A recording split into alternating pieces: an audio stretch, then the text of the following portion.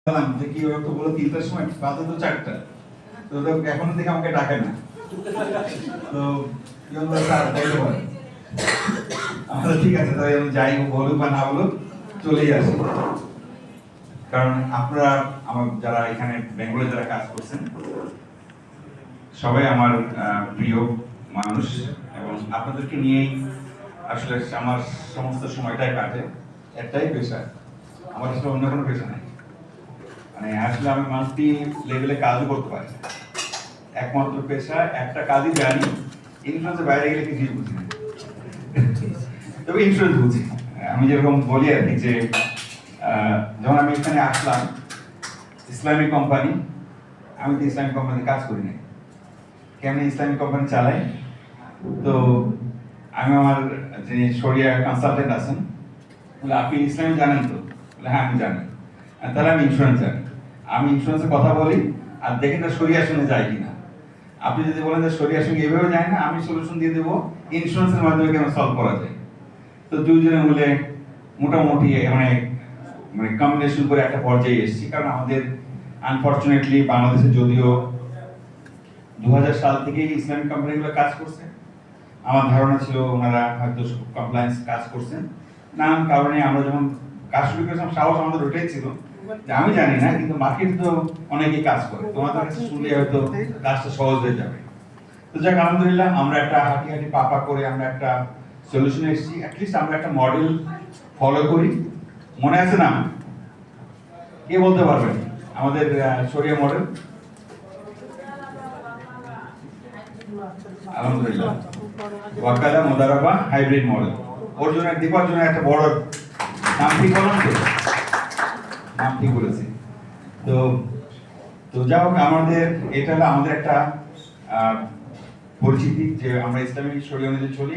প্রত্যেকের একটা মাযহাব যেরকম থাকে, আমাদের একটা মডেল আমরা ফলো করি, সেটা হচ্ছে ওয়াকালা মুদারাবা হাইব্রিড মডেল। তো ওটা আওফি এবং বিশেষ করে মালয়েশিয়াতে এটা খুব পপুলারলি চলে। তো আমরা সেই মডেলটাকে ফলো করে কাজ করে যাচ্ছি। প্রতিনিয়ত আমাদের কিছু সময় সময় আমরা লিখে দিয়েছি, আমরা আমাদের জ্ঞান বুদ্ধি যখন আর বৃদ্ধি পাবে, আরো স্বচ্ছতার সঙ্গে আরো এটা কিভাবে নিতে পারি, আল্লাহ আমাদেরকে সেই তৌফিক দিক। আমাদের নিয়তটা হচ্ছে আমরা ইসলামী কোরআন ও সুন্নাহকে বেস্ট সলিউশন, বেস্ট ওয়েতে চলতেছে। কোনো রকমের ব্যবসায়িক কোনো স্বার্থ, কোনো রকমের স্বার্থ আমরা চিন্তা করি না, আমরা শরিয়ার স্বার্থকে চিন্তা রেখে কাজ করে যাচ্ছি।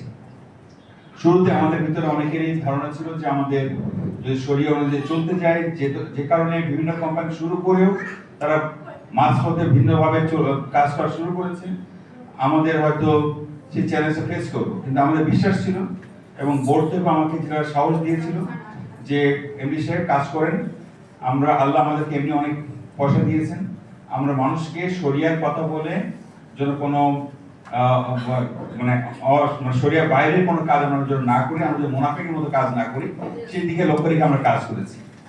আলহামদুলিল্লাহ আমরা যেভাবে কাজ করছি, ইতিমধ্যে আপনারা দেখেছেন নিশ্চয়ই, অমর ফারুক একটা প্রেজেন্টেশন দিয়েছে, দ্যাট ইজ ট্রু পিকচার। আমি আসলে কখনো ফেকের মধ্যে কাজ করতে পারি না।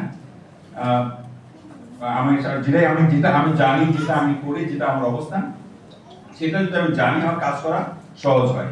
আপনারা কি বলেন?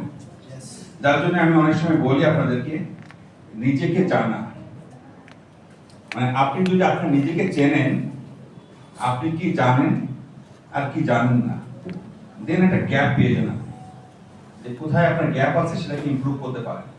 আর আমি জানি না আমি কি জানি, তাহলে কি হবে? জানেন না কি পড়বেন, কি শিখবেন?